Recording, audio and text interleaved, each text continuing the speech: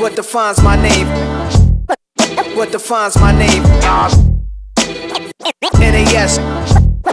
What defines my name? NAS. What defines my name?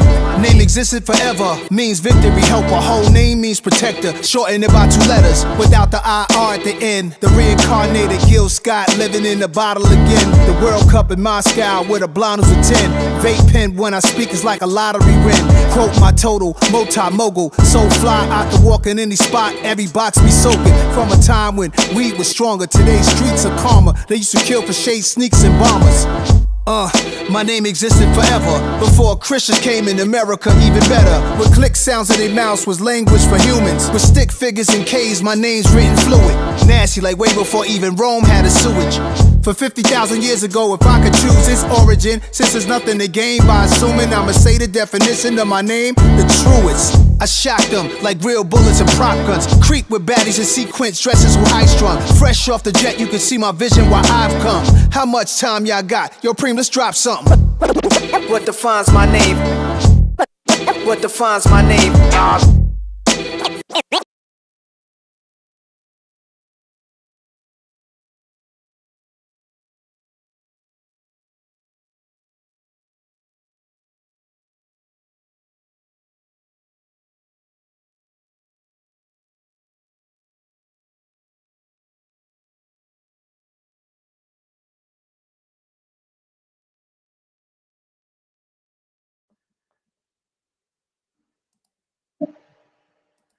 Coach. Man, some of those clips, you had to dig deep for those. I didn't have to dig too deep. That's a long time ago when you're back in the 80s. Man, it's all good. Man, with us tonight, we have a true legend. You know, a lot of times we talk about legends, but man, this gentleman has put some work in. And Coach, I don't want to keep you all night because your resume, I don't even like doing ones like you because you got to do too much work. You got to do too much work, and you know, you've done so much that it takes a lot. It takes a lot of work to go through your whole career. But with that being said, I'm gonna get you out of here quick. But I do want to go over everything. With us tonight, we have Coach Yerrick Stoneman is in the building once again from Greenville High School. But first, we got to talk a little Virginia. So what's going on, Coach? Man, I'm super excited to be coming back to the Palmetto State, man. It was so good to me. You know, the last, 8 years ago, 9 years ago, I started at Ridgeview, and then, you know, came to Virginia for 3 years, but super glad to be coming back and have the opportunity. Well, with that being said, we're going to get to Greenville. And I know everybody's going to want to talk about this stack squad. You definitely know how to pick the right job. But before we get to Greenville, I guess it all starts for you. And pronounce the name of the city, because I don't want to miss it. Is it Galax or Galax? Galax. Galax. Talk a little bit where it all started for you in Galax, Virginia.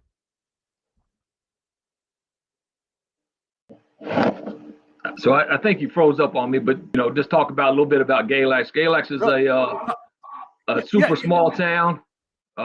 We got about, when I grew up, we had about 6,000-7,000 people in the town. You know, it's small basketball, but you know, small school, single A. But you know, at a school like that, you know, growing up, you had to play every sport. So, you know, I was fortunate enough to play just about every sport on the varsity level that was possible. I ran cross country, basketball, football, baseball. So, you know, you do it all. Well, you know, and I know you're going to be humble, but you were a pretty darn good basketball player. I mean, I saw that you led the area there in assists. It looked like your senior year. Talk a little bit about your basketball career and kind of what type of player you were at that time, and you and I guess Mike Thornton, it was, you guys made a really good a really good tandem. So talk about what kind of player you were, and did you have aspirations of playing college basketball? Well, I think growing up, I've always wanted to play college basketball, but you know, my talents of running was a little bit better. So I actually went and ran cross country at VCU. Had a Division I offer there. I ran there for a year, and then, you know, that's when the Gulf War happened. After my freshman year of college, I signed up to go into the Army Reserve, and then that's at Virginia Tech. But just went in Virginia Tech as a regular student, and my junior and senior year, I did play on the JV team at Virginia Tech and was a student assistant on the '95 NIT National Championship team from there. But, you know, for me, Galax, man, I just growing up, the type of player, you know, I was younger. We'd go to the rec center. Young kids couldn't get on the court unless you could play. Or if you didn't know how to play the right way. So I'm involved.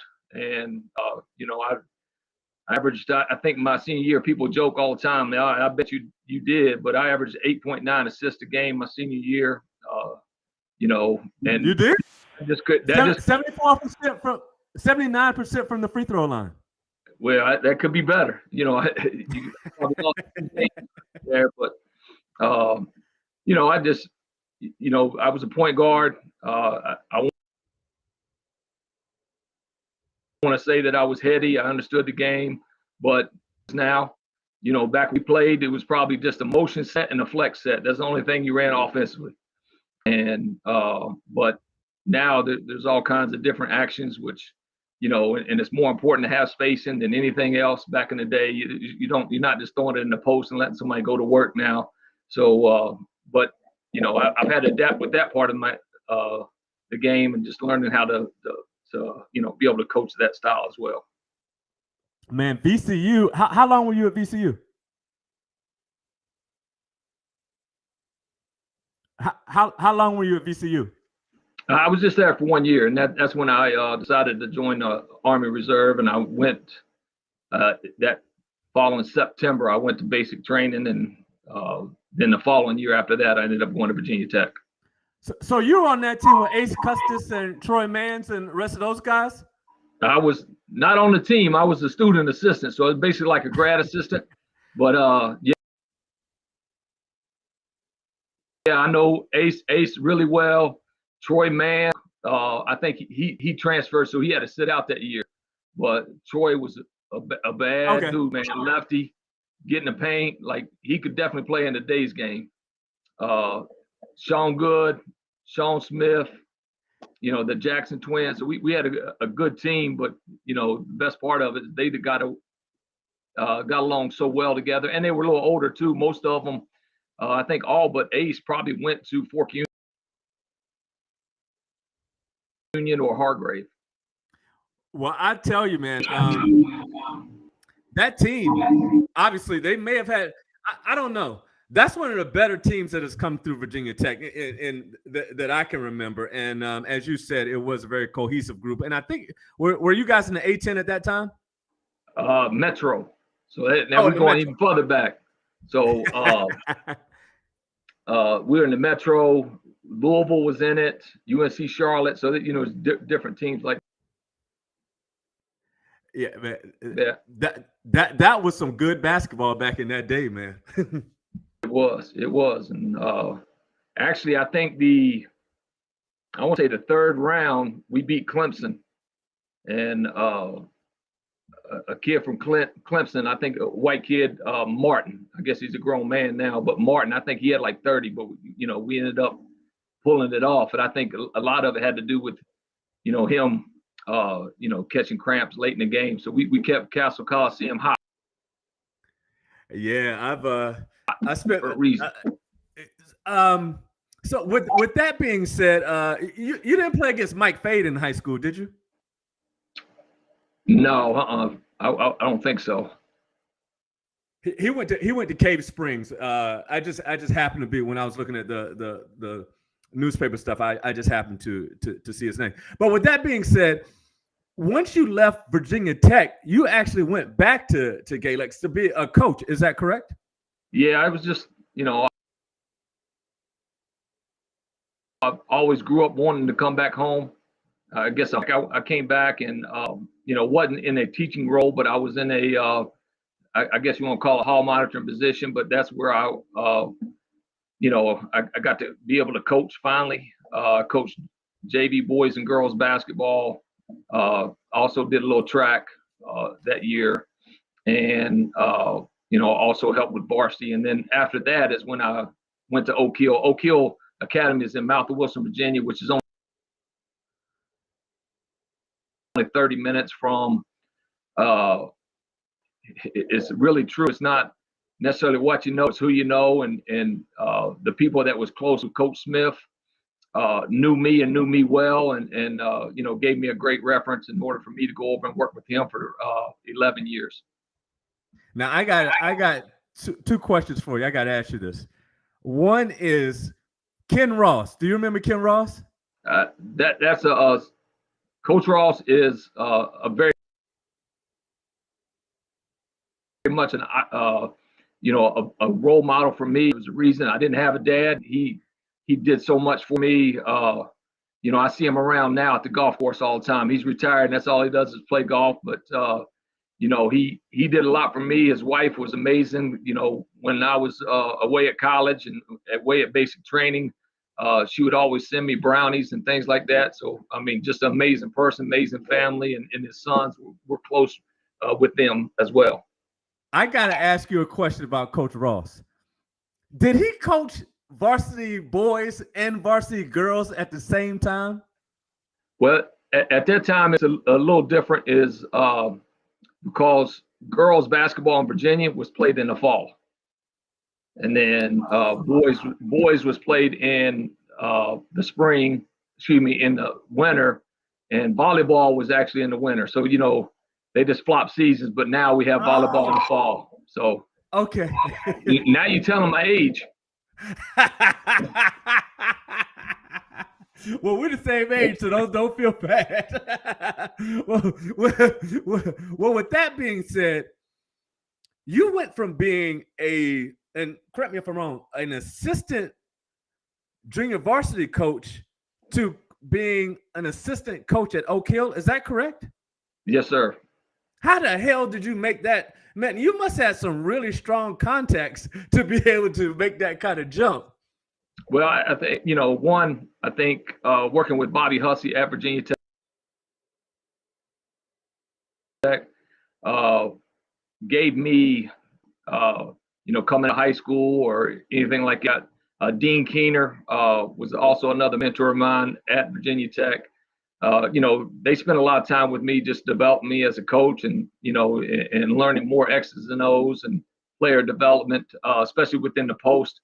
Even though I was a guard in school, I take pride in feeling like I do a great job with developing post players. And it's just something that I've always stuck with. I've always enjoyed working with them. But I think that, but sort of what it's who knows you and knows you the best and is willing to give you a good recommendation reference. And also at when I was playing on the JV team at Virginia Tech, we played Oak Hill those 2 years, and that coach got to know who I was just because one, I was from Galax, and some mentors of mine were actually real close friends of his. So that's how that ended up working out. And first 5 years I spent probably the toughest job at Oak Hill campus is living in the dorm with especially when you're 22, 23 years old, living in the dorm with some 17, 18-year-old guys. The first year was the toughest, and the next year I got married, and my wife was in the dorm with us. And anytime you got a woman presence around, things calm down. So they wasn't as much jokesters at night in the dorm doing pranks on each other. But and then I did that for 5 years, and then I that made it a little bit easier when I got out of the dorm. Now, with all due respect to everybody else in the basketball community in South Carolina, you probably have one of the strongest Rolodexes there is. I mean, like if I just look at the players you coached at Oak Hill, William Avery, Cliff Hawkins, Steve Blake, Carmelo Anthony, Kevin Durant, Rajon Rondo, and just that tree. And unfortunately, I hate to just name those guys because I know that you coached a ton of other people who the casual observer might not know and who are still really, really good basketball players. So I hate to just name those, but those are just a few of the people, that you touched. When you were at Oak Hill, coming from Galax, what was that transition? Because I know Oak Hill is really remote too, which was kind of probably similar to what you were used to. But in terms of basketball, what was that transition like? Because, Coach Steve Smith, he's a legend within himself. So what was that transition like for you saying, hey, man, I'm in the big time? Because you really jumped from regular high school to the highest level of high school that you probably could be at. It was probably a higher level at that time than it is now. So talk about that jump for your own maturation. Well, I think for me, I've always been a confident person, but I knew when to step forward, when not to step forward. Even back then, they know if you fake or not. And so, I always made it a point to build relationships first. Once they trust that relationship, then they'll work, and then they'll understand that I do have a little bit of idea of what to do, what to make them better. I think some of the things that Coach Smith did that helped me is, I was in charge of the bigs. Coach Finkley at the time, he was in charge of the guards. Time like would come out of the game, my job is to go talk to them, let them know why they're coming out the game. He even was like, hey, we're just resting you for 30 seconds. You ready to go back in? But just working with them, especially the first few years of that, made it a lot easier. And also when you live with the guys, you're around them 24/7. The whole time they're there. Building that relationship a little bit easier, and the guys were able to trust. I'm sure I've made a lot of mistakes going along the way, but we were able to fight through it and learn a little bit from each other. What I know Oak Hill had a really what was the model back then? Because and we're going to get to a little bit later on, but what do you think the distinct advantage was for Oak Hill as compared to your regular high school at that time? Because there were so many really great players, coming out of that system. What do you think that the advantage of going to Oak Hill? Because you had, even before you got there, Corey Alexander, Rod Strickland. You had so many guys come through that area. What was the distinct advantage that Oak Hill had over other prep schools or high schools at that time? Yeah. Well, up until about last 15 years ago, Oak Hill was one of the few that did it. And of course, Oak Hill still is one of the few that is doing it and doing it so well at a high level. The advantages of coming to like an Oak Hill is every day you're competing against, and and you're not being restricted on when you got open season, closed season. Coaches can be in the gym with you at all the time. And then also traveling and playing, one of the toughest schedules in the country. And plus, it prepares you for college. You're away from home. You got to be able to do your own laundry. You got to be able to manage traveling and your academics. Oak Hill, even now, it's like 9-to-1. So you got 9 students per 1 teacher on average. And so, it just prepares you academically to make sure, if any areas you're struggling in, it's going to help you. But also while we were there and while I was there, it made it to a point to make everything to be a family. And, Coach Smith did a great job with that. His wife, Lisa, amazing lady who, all the players say Coach wouldn't be as good as he is if no one knows about. Well, with that being said, and I've heard it's really remote at Oak Hill. Um, and the reason why I talk about your Rolodex is not because of the players that I just named, but at a young age, you were used to seeing college coaches and building relationships with. I'm sure Dean Smith, Roy Williams. I'm sure you've seen all of them in that gym. John Thompson. I've seen you. I'm sure you've seen a ton of college coaches. Did you ever think to yourself, while you were at Oak Hill, what did you think to yourself in terms of your own career trajectory as a coach? Were you trying to, potentially get into collegiate coaching, or where did you see yourself as a younger coach in your trajectory? Because you're in probably the highest level of high school basketball there was as a young coach.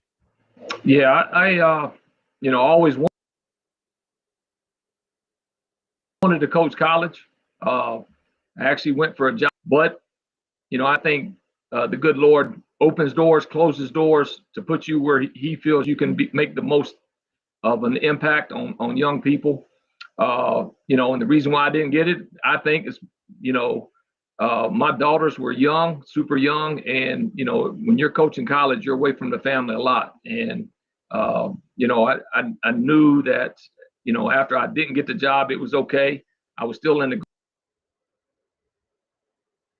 great position.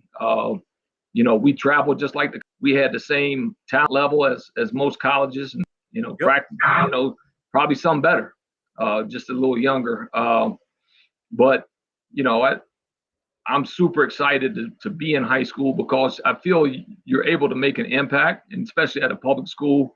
I found that out quite a little bit better, by being away and knowing the relationships when I was coaching at a public high school, what you can do, because you have, 3 to 4 years to be able to impact a kid, at best 6 months, 7 months, and if you got somebody for another year, you might get 14 months total with the kid to make an impact, and it's tougher, and it's harder to build to me, how your program needs to be running every year, because there's such turnover, and it's the way it's going in college basketball now, with kids, went in a program 1 year and out to next year, be able to look back and say, hey, I've made impacts. I mean, we got a group text from my last year at Ridgeview, and I've had 5 of them graduate college this past week, and everybody's sending pictures, and we're still got the group chat going, and we're joking on each other about it, and congratulating everybody about it. But you feel good about those type of accomplishments, and know where they came from, and then what they're becoming now. It should be about X's and O's, shouldn't be about wins and losses. It should be about, are you preparing the young men to be, better fathers, better husbands, and better people within society. Yes, sir. I agree wholeheartedly. So you do 11 years at Oak Hill. Then you leave. So why did you end up leaving Oak Hill? And then I saw that you actually went back to Galax and coached girls. They got you out of Iraq basically, when you came back from the war, and coached the girls team to a state championship run. So talk a little bit about that transition. Well, yeah, a lot of times you make decisions based off of family and money. Oak Hill, I was there for 11 years. I was going to make $21,000 that year. And and you got twin daughters. But you had a good Rolodex. I had a good Rolodex, but credit card bills were adding up. But I was making that we're going into 3rd grade, and I said, look, I've got to be able to be a better provider than what I am. And so Galax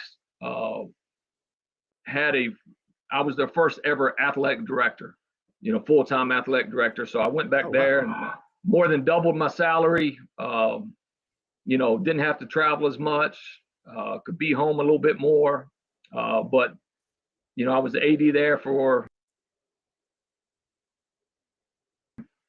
3 years. Then I get deployed as a reserve. You might be getting deployed to Iraq for a year, but you're training up 9 months prior to that. So you're off and on, gone 2 weeks, 3 weeks, 4 weeks, and you come back for a couple of days and you'll go again. I just knew that my daughters played basketball.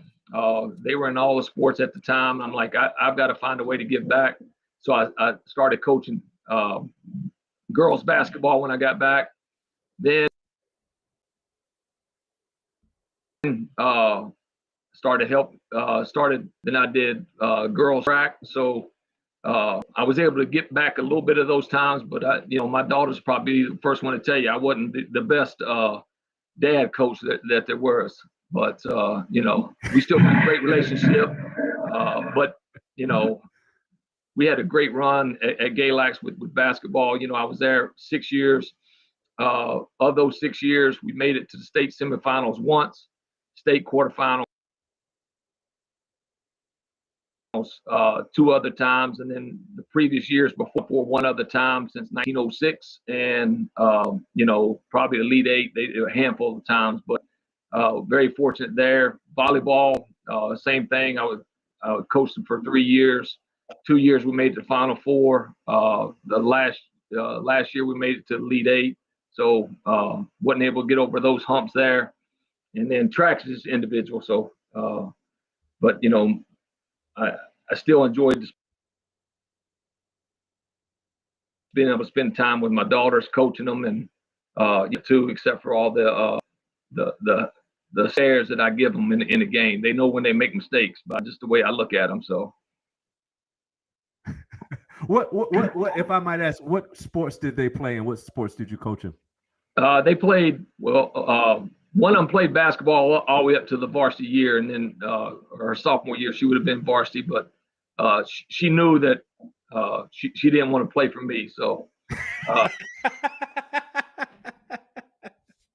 and then the other one, she played basketball, and one ran track and for 1 year, and then she switched over to tennis, and both of them played tennis. So they got the athletic genes from me, not the mama.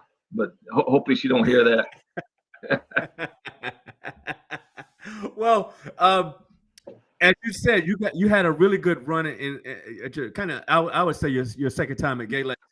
How did you get to Ridgeview in South Carolina? As we all love you now. It's South Carolina's own. How did you get down to South Carolina? Well, I was driving back from Fort Knox. I did some training with the reserves. I'm driving back, and Brett Carey, who is a college coach that I worked with at Oak Hill, he asked, would I be interested in taking a job in South Carolina, or looking at taking a job in South Carolina at Columbia. He said one of his good friends is the athletic director, which both of them were on South Carolina staff together. As I think Coach Rose, the grad assistant at the time when they both worked at South Carolina together. And I'm like, yeah, I need to talk with my wife real quick and make sure she's good if she mind if I interviewed for that position. And Coach Rosefield, I got in touch with him, talked with him, applied. Had to make a couple trips down to South Carolina to interview. Wasn't sure I was going to be able to get it, but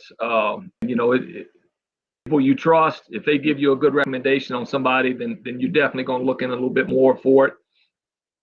First year we did okay at Ridgeview.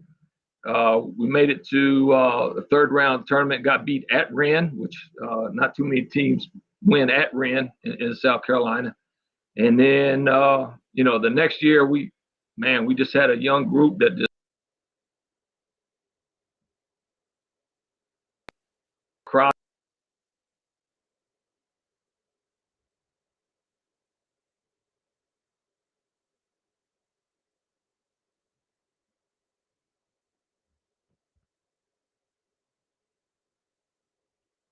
Coach froze up a little bit.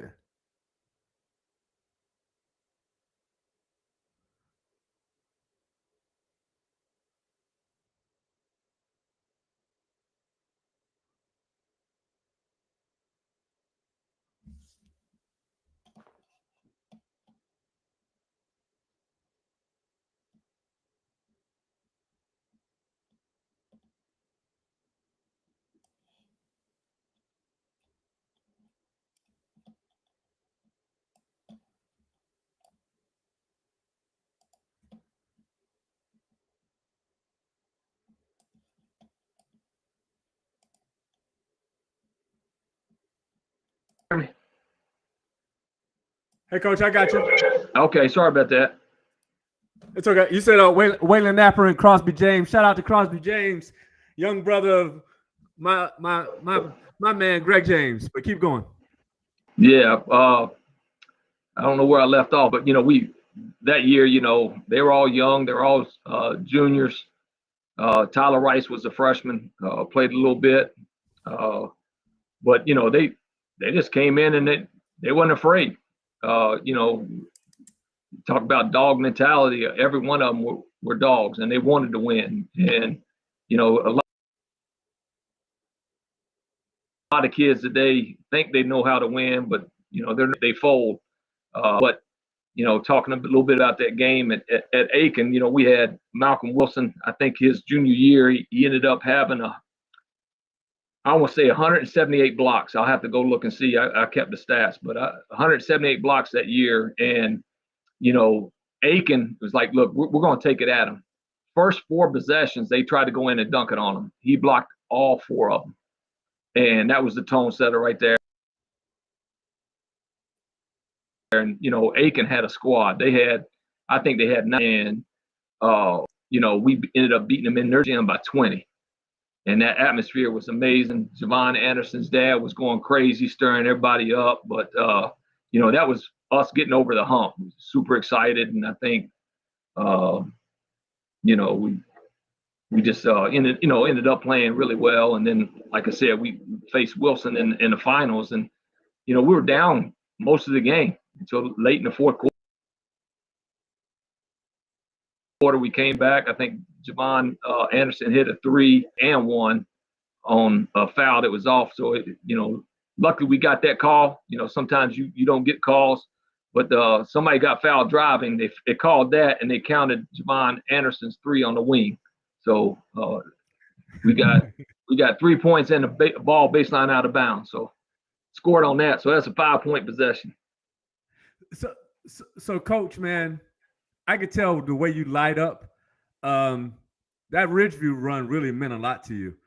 With that being said, I asked somebody about Ridgeview a few years ago, and obviously you guys won 4 state championships, 2018, 19, 20, and won one in 2022.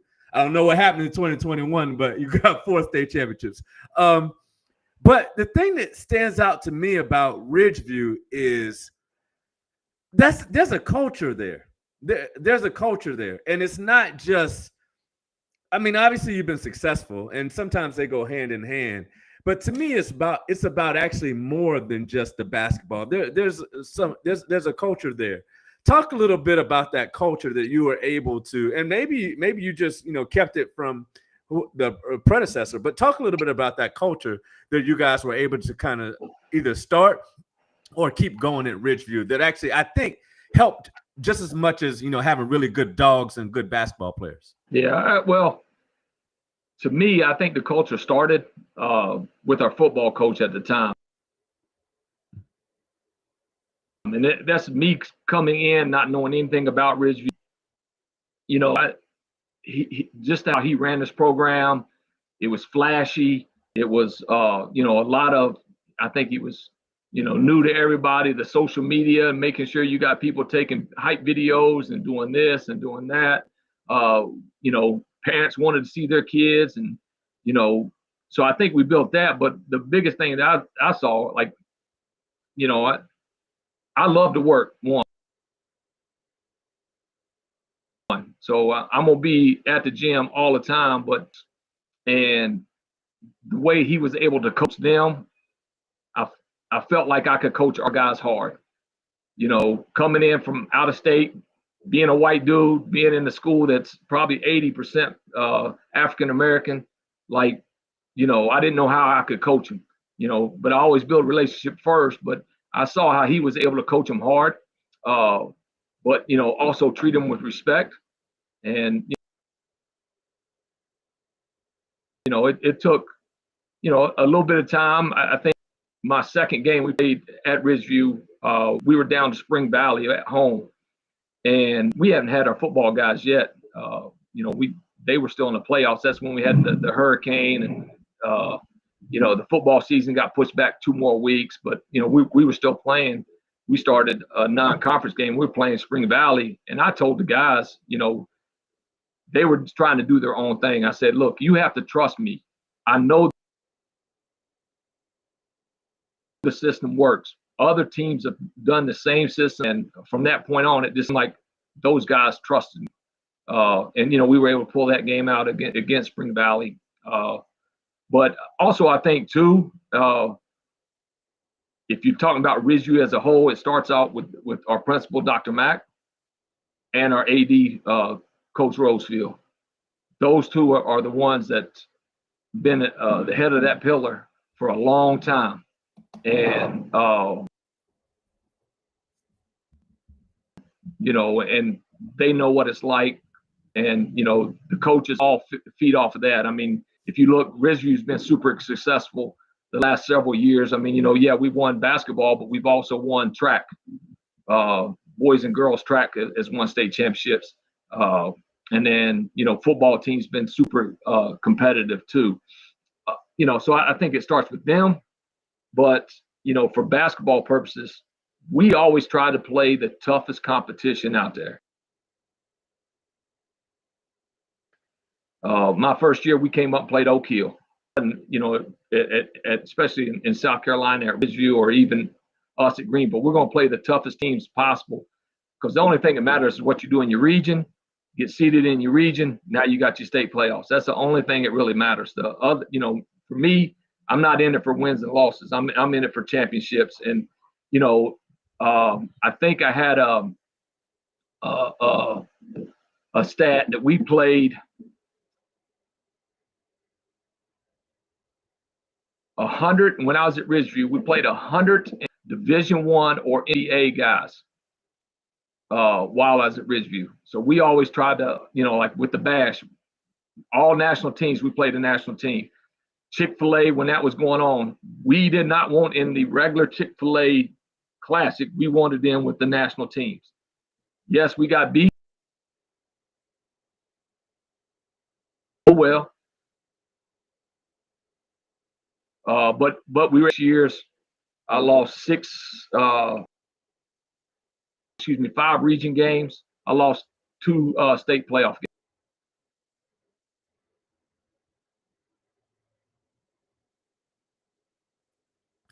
You froze up a little bit, Coach.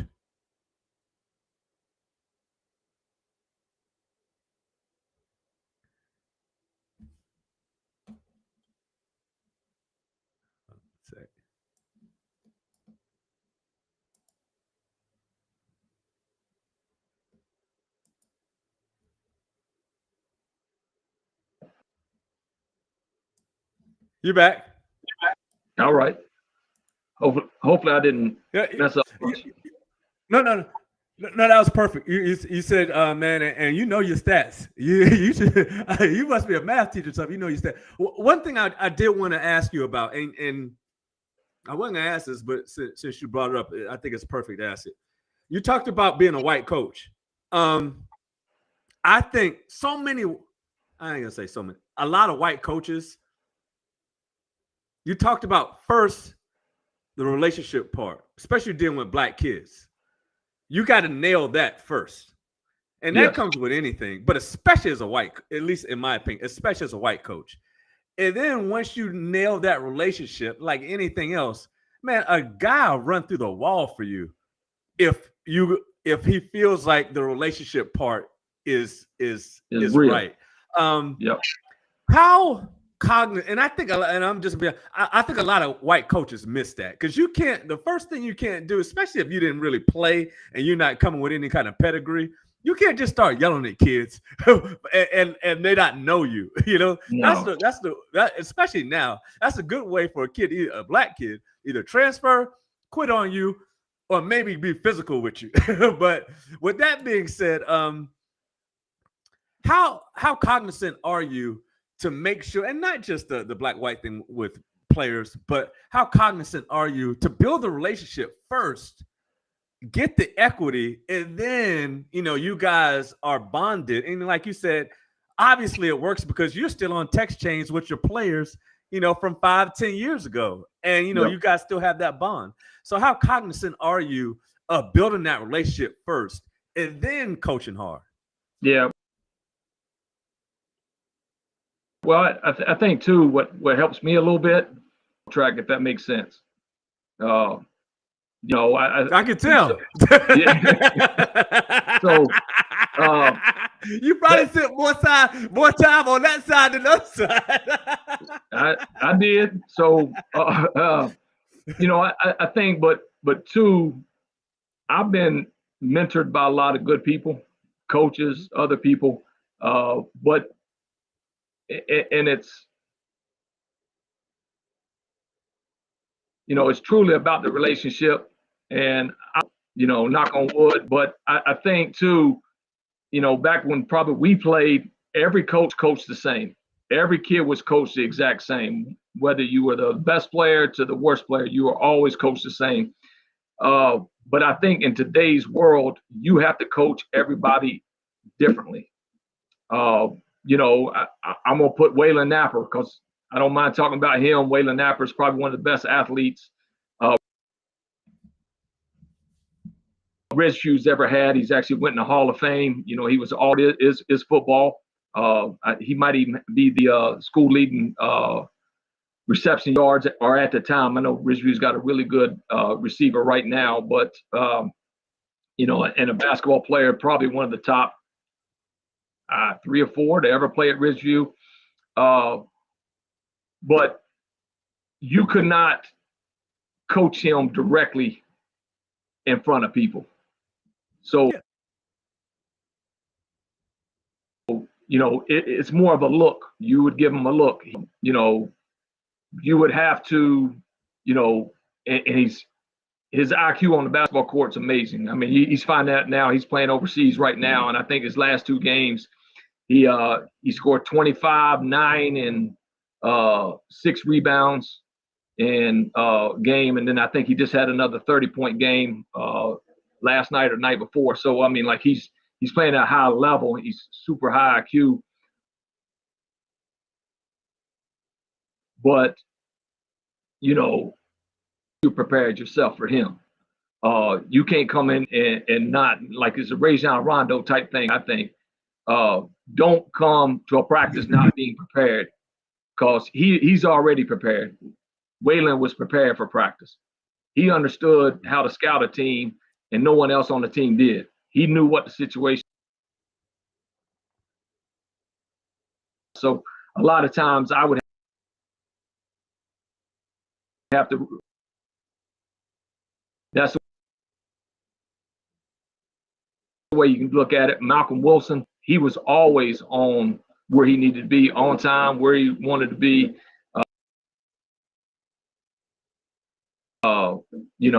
His efforts always there. Yeah, he might.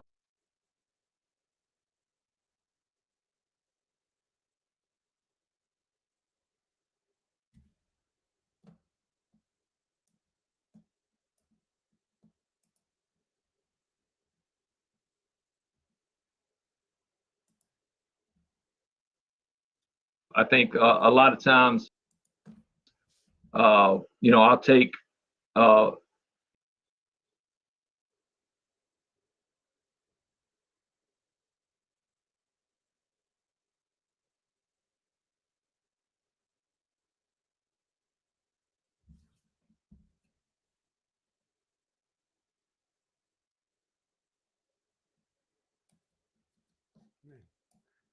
Coach must be in Galax again. In my house, and I don't know if my Wi-Fi. Go. You must be in Oak Hill again. So that's probably what it is. It's all good. Yeah, but grandkids, they get a little crazy. So and I don't want to have this call be all about Ridgeview, but man, what you did at Ridgeview was absolutely fantastic. But you know what? That has absolutely zero to do why I wanted you to be on this podcast. I read a story about Ridgeview about 4 years ago, man, and I said, man, Coach Yerrick Stoneman is all right with me, man, and it has absolutely nothing to do with basketball. Absolutely nothing to do with basketball. Um, I've got a son who has special needs, and I read a article that you did that you were about you and your program that I will always root for you, and I will always root for anything you're associated with. Man, talk a little bit about it, Xavier Major. Big X. So Big X was in the special needs class, which you know I've just always had a heart for a little extra attention. Actually, one of my daughters is a special education teacher at elementary school. She does pre-K, so she does 4 and under. But X is a good kid. He always wanted to play basketball. They had a PE class, and it was just that group of kids in one class, and we just kept on. We built a relationship with him, and and he was able to do it. We spoke with his mother, and the things were just no different than any other kid had to do. You got to get a physical, you got to come to workouts, and you got to come with the right attitude. And Big X did that, and our kids embraced him, and that was a good group of kids too. They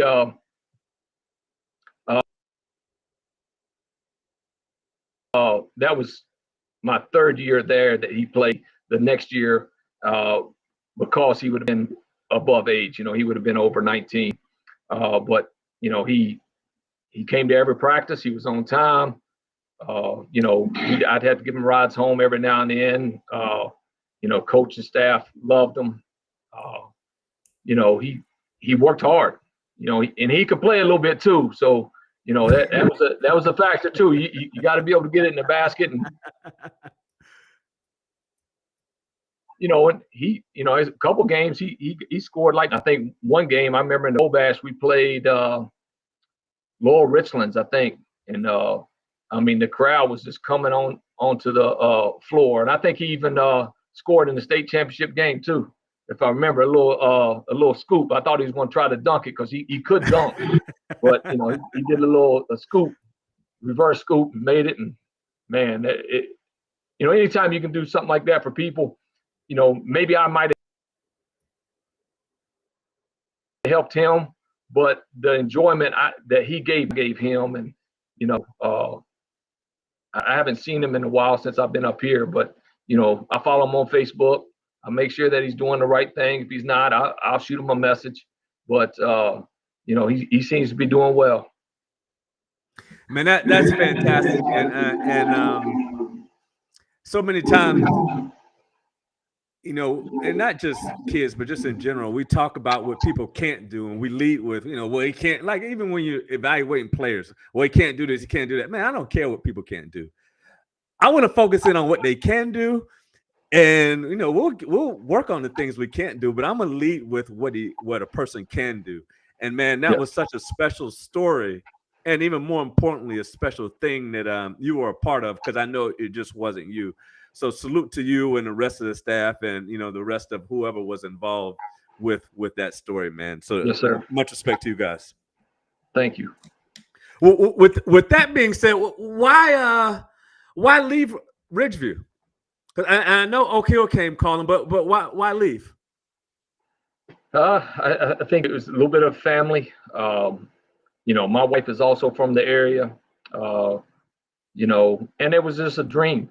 To me, it was a dream job at the time. That's what I thought. But the landscape of that basketball has totally changed. It's totally different. We can get to the topic next, but I wanted to get back home. Coach Smith called me. I think it was June before over. This is my last year, and I'm like, yeah, right, coach. He's like, no, I'm serious. This is my last year. I'm gonna do one more year, and that's it. I want you to take over. And I said, okay. And so like October, I did an interview with the president of the school. Two members of the board actually came down and watched the practice, and we went and met afterwards. And so I knew it was going to be my job, and I kept Coach Rosefield in the loop the whole time. And then also I make sure that he knew what was going on. So those two knew what was going on at all times. It was a family decision. My wife is the only child. Mother is in the area. We knew we had to get back to her. She's getting up in age. We knew we had to get back. My daughters wanted to be back in the area, and so both of them moved back and became teachers at the elementary school. Come back, but Oak Hill decided to go a different direction. A lot of it is to me. I did not know how to landscape the NIL. Didn't know how to pay a kid more than what our teachers was getting paid. Didn't know how to raise the money. So there was a lot of things that went in effect that I think that one, I might not have been prepared for, or to be honest, we might not have had those resources, or I'd be on certain things of that. Well, it seemed like it could have been a culmination of a few different things. First of all, the landscape, I would say, and you correct me if I'm wrong, Oak Hill 20 years ago was totally different than that job is now, because the landscape has changed. There were only like two or three schools like that in the country, but now basically every school, or there are a lot of different schools like that. And then also it's in a remote location. Not a lot of people probably want to be in, I've never been to Mouth of Wilson, Virginia, but I've heard that it is remote, and they've like no girls, and like you were strictly there playing basketball all day, all night. So with that, I think the landscape of high school basketball, high level high school basketball, has probably just changed so much in a very short amount of time in the last 5 years that it would have probably been difficult for anybody to navigate that. But with that being said, so you were up there 3 years? Was it 3 That's years correct. you were in Oak Hill? Yes, sir. How was the basketball side of it in terms of, what you remember from your first 11-year run to now? Was the competition still as thick, or how was just the basketball side of it? Well, I think the competition was a lot tougher. I want to say for the last 4 years, so 3 of the 4 years there was years I was in, there was a conference. Before there was a conference, but in that conference, you play a Friday night and a Saturday night. You're playing a top 25 team both nights, and there's not much preparation. I think, to give you an example, this past year we lost 11 games. 10 of them at the time of the game was ranked to opponents that were in the top 10 at the time of the game. Wow. And you're having to recruit guys? That's the type of schedule I was going. Yes, sir. And it's harder. Before, like you said, Oak Hill, there's only 1 or 2 Oak Hills back when I was an assistant coach. Now, just in our conference, we had 14. So, you pointed out Mouth of Wilson, which to me is a great place. It allows you to silence the noise outside. You can concentrate. Hey, Coach, some people like the noise. They do, but young people get distracted, so parents like the silence the noise. But as a kid, where would you rather go? Orlando, Florida, or Mouth of Wilson? San Diego, Mouth of Wilson. Long Island, Mouth of Wilson. Utah, Mouth of Wilson. So we were fighting that battle, but because, and I think now I saw this today, and it might have been yesterday that was posted, that they're adding another team, and this is a new program up in DC, which their facility It's very. I think it's called St. J. St. J. And it's it's like an IMG, but it's in DC. And I know the person who was talking to me. They're actually looking at doing it in 4 different cities. Chicago's going to be the next one. Then they're going to go to LA. So that it's becoming a huge business. I mean, I think once IMG got bought 2 years ago,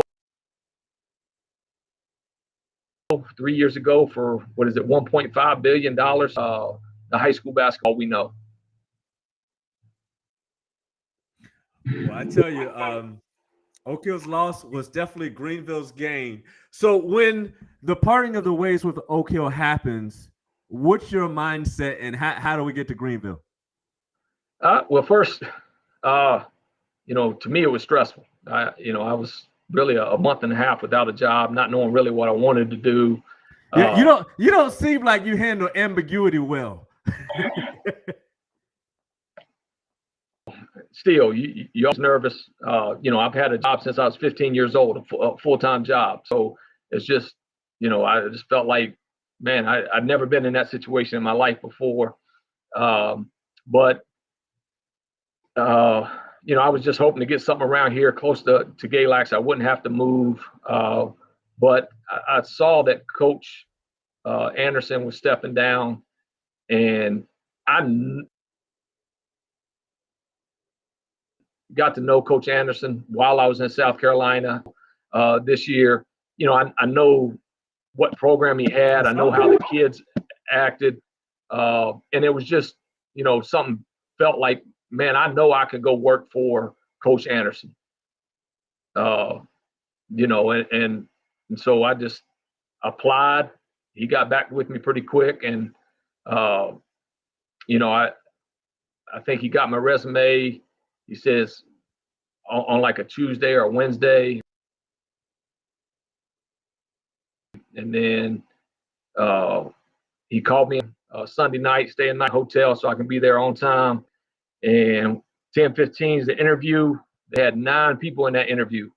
You had 3 parents, PE, head of the PE department, the principal, the booster club, the girls basketball coach. So, they tried to be a little intimidating, bringing in all those people. But, I guess I handled it well enough to, for them to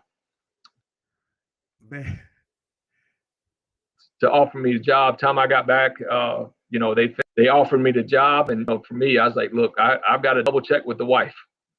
Just give me the 9 o'clock in the morning. And wife and I, we went out to eat and with one of my daughters and her, I guess my son-in-law, and they were all in agreement that I can make this thing happen. And, for the long haul, Greenville's only 3 hours and 15 minutes away.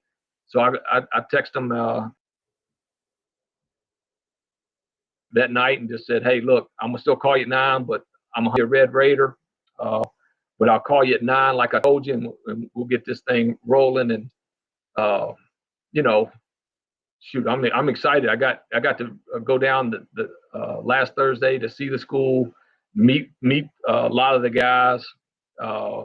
Man, and the city is just absolutely amazing. My wife fell in love with it.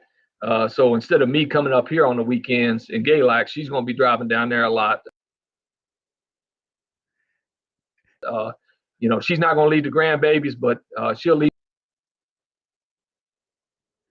Well, you got that sparkle in your eye, man. You got that sparkle in your eye. You are ready to go. And I can't wait to June 2nd. You picked a really good. Well, before we talk about Greenville, and the way I view, and I know you talk about working for Coach Anderson, it almost seems like, and I know you're a military person, so you're real chain of command oriented, but it almost seems like more of a partnership to me of you coming in, because you talked about this interview you had. Really, all you have to do, or should have to do, is put your resume on that table and not have to say a word. But with that being said, it seems like more of a partnership between you and Coach Anderson, because they just came off a state championship, if I'm not mistaken.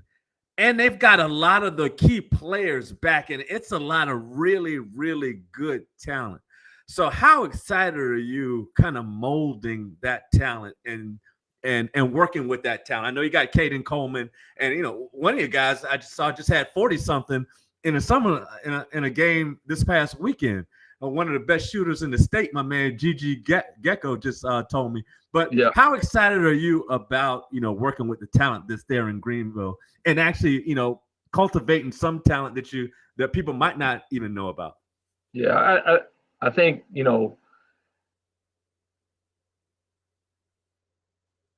when I applied for a job, I knew they wanted to stay, but for the interview process, I had to be prepared. And I went back and looked at some of our game film when we played them. Caden, he gave us problems, man. He got in the paint the whole game, and I think that made it exciting because really a coach is only good as their point guard.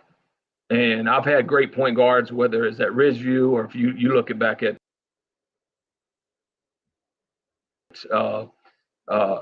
the time at Oak Hill, can be successful. And they're usually your leaders. But, Caden, he was just, he got paint touches the whole day. Our guys couldn't keep him in front. So, I'm super excited to be able to have a point guard of that caliber, but also to have a shooter that, like you said, this weekend he had, I think 42 in one game. So, and I know he's a gym rat from everything that I've been told. And they say, well, you were one of the gym, the last one out. So he might have to run me out. But, you got that. I think, and I could be messing up some of the names. I'm terrible with names. I'm still getting to know the kids. I've only met them once, really. But Big Frank, he's 6'7". He struggled a little bit against us at Oak Hill just because we had a 6'9" kid on him, super athletic.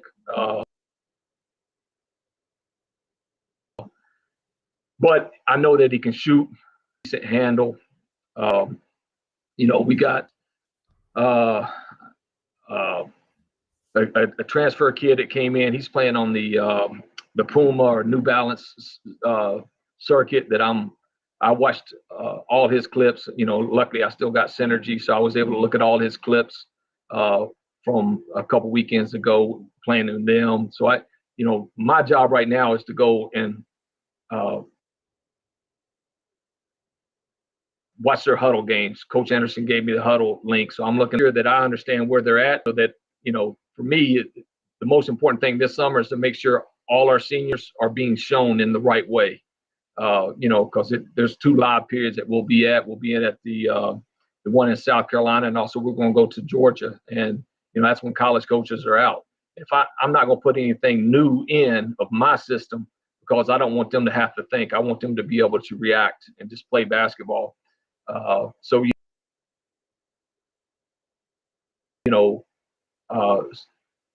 got 3 freshmen that was on the team, having a good summer so far. I'm just excited. Yeah. And we'll see. Hopefully somebody else transfers in that wants to play too, and it's good. What I'm wanting to build at Greenville is a culture of, you got to work for everything. I don't want to go in the gym and only have 10 guys, and it's the same 10 guys that are going to be on the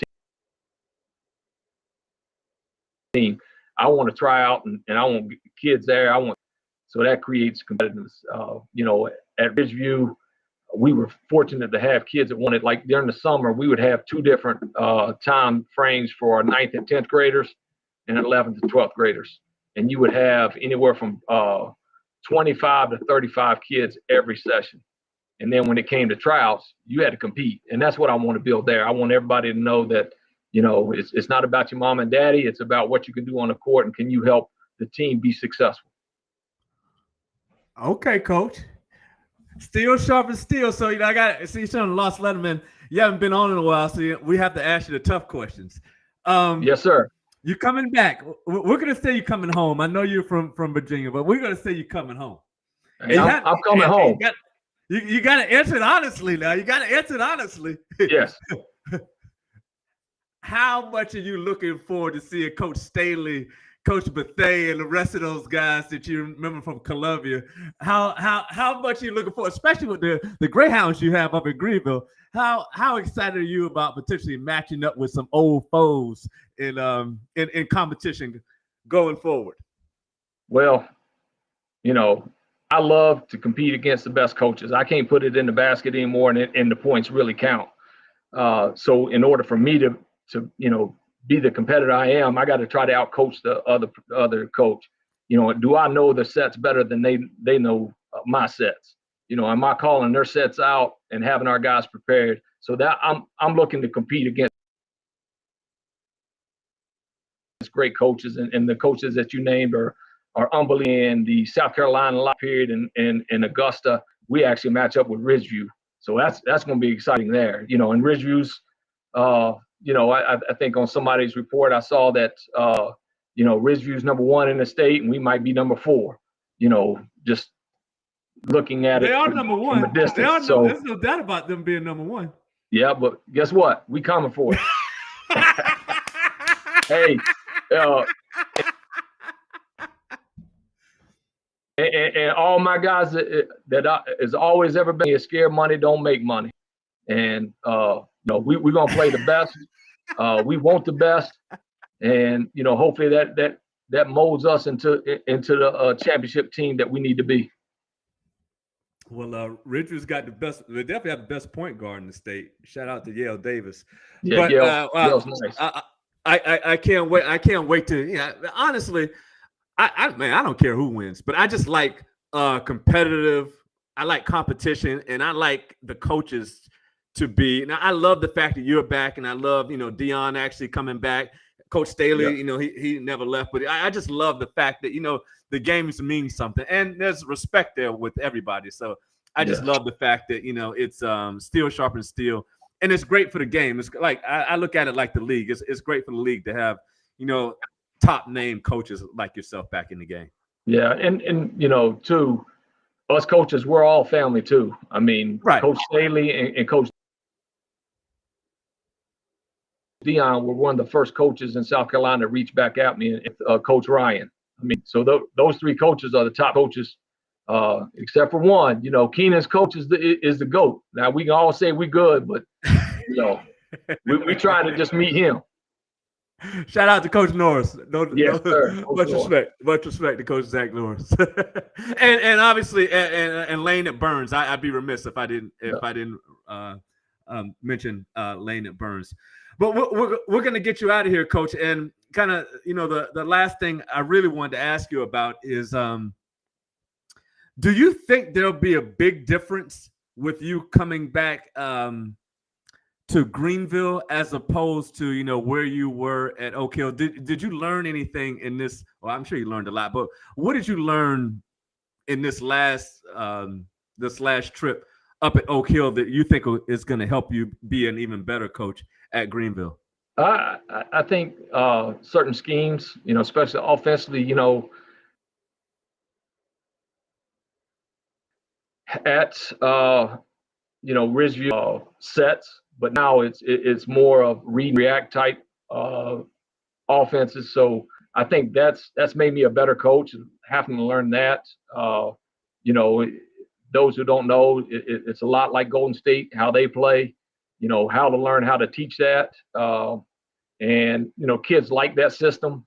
And it allows for me to put somebody in what I call a quarterback position, and they're a point guard no matter what position you are, but they're just and they'll make decisions. So I think that's the biggest thing that I learned by being at Oak Hill. I'm always going to be a defensive coach.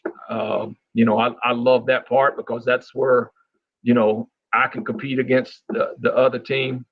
But offensively, I think I grew of knowing different schemes and how to attack certain systems. But also at that level, you have so many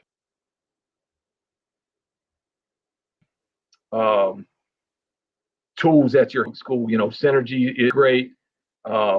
we had a thing this year that literally you had an iPad and you can see the play that just happened. It'll pop up on your screen, and you can mark it and say, hey, I need to mark it because the timeout, I'm going to show them, hey, this is the baseline out of bounds set that they're probably going to run. This is what they just did. Look at the alignment. This is how we're going to guard it. So that type things is the technology is better than that, but it'll be hard to implement it because, it costs a lot of money to be able to have those type of technologies within the, in the public school system and have everybody to be able to plug it in. But, I think, like I said earlier, what I've learned the most is just different offensive schemes. And I've been helping a girls AU team here in Galax the last couple of weeks, and then just sharpening my skills on defensive concepts to teach it too. So you're combining both at the same time. And I'm sorry, and I apologize, Coach. I know we're running late. I'm good. I got one last question for you. And I got to ask you this question. With the transfer rule, and I would assume 20 years ago you coached pretty hard. Yep. You were a hard coach. With that being said, and the transfer rule, how cognizant are you of how much now more visible you have to be as a program on social media and things of that nature to kind of brand your program, but also how cognizant are you of having to be fluid in the way you coach too? You can still coach hard, but it might look a little different. You know what I mean? And prime examples, how you're talking about, how you would coach Waylon Napper as opposed to coaching another kid, but you're really coaching them the same way. You're just the way it's coming out is different. Yeah. Well, I think if every day I go into a practice or I go into the game thinking, hey, I got to do this, and this to make sure I keep that kid happy, I'm going to lose more games than if I am just being who I am, the coach. And I'll lose that kid regardless. So, I think all coaches and hopefully some young coaches are hearing this is like, just be true to who you are. Coach the way that you feel is best individuals. But hopefully I'm not going to change, but you have to be cognizant of, if I'm not mistaken, like I said, I've been gone from South Carolina, but I think you can transfer one time free. Is that right in high school basketball? I believe so, but don't hold me to it. I think it's one time free. So if you want those better players, you better have the social media, because they want to see that. They want to be able to see that they're going to be down the line. It's going to be money for them. More followers they have on Instagram and TikTok and all that. In college, it's more money for them. But I think I just got to worry about what I've done in the past that has been successful is build relationships, develop the kids, and that's off season, but in the season too. I think our practice plan is a lot different than most because of they're like, hey man, we never really did this, and I spend first 30 minutes of my practice is skill development because I'm trying to make them the best player that they can be individually, and that's just going to turn over and make me a better coach if I can get the team concepts down. And I'm sorry, I this is the last one because we got to plug Greenville. If I'm a parent, and all these parents want their kids to play in college, and it is what it is. Very few of them do, but that's the goal. I want to at least put my child in a situation where the coach, I believe in the coach, and secondly, I think the coach knows college coaches.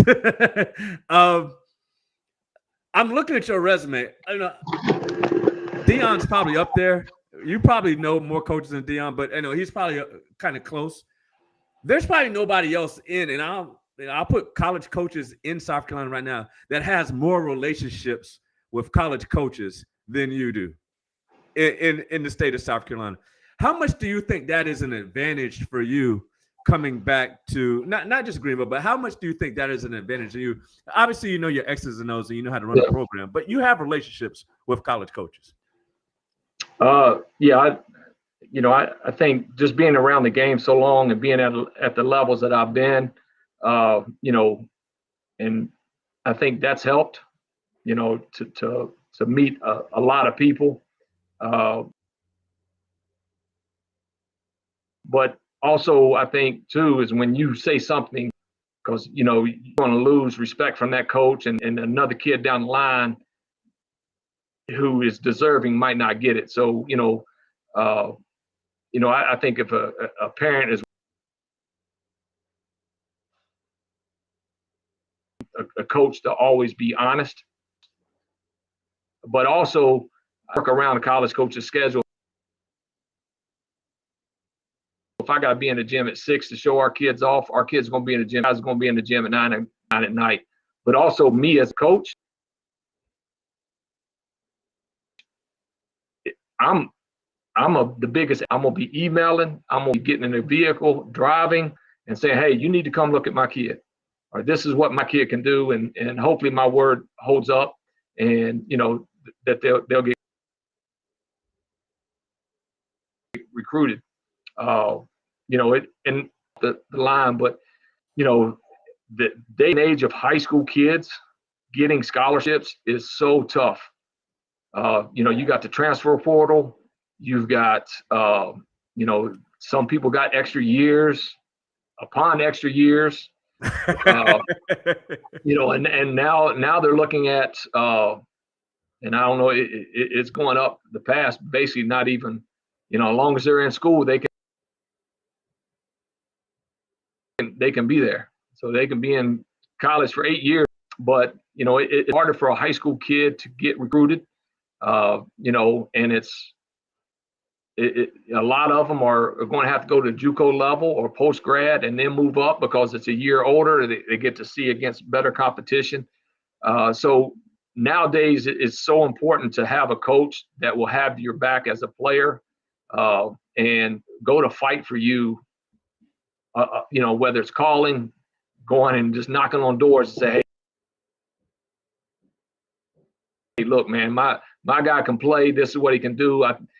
So I think nowadays it's definitely crucial to have a coach that knows people and that are willing to reach out to people. Man, you are so right. And you said the first thing you said was spot on. You got to be honest with the coaches and be honest with the kids. And everybody don't want to hear that all the time, but that's the honesty is the best route. And it will definitely, you got to fall in love with this game. But man, thank you so much for joining us tonight, Coach. And I apologize for keeping you a little bit longer.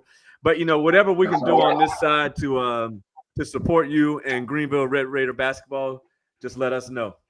Yes, sir. I appreciate y'all, and look forward to y'all come to a game. Absolutely. Thanks, Coach.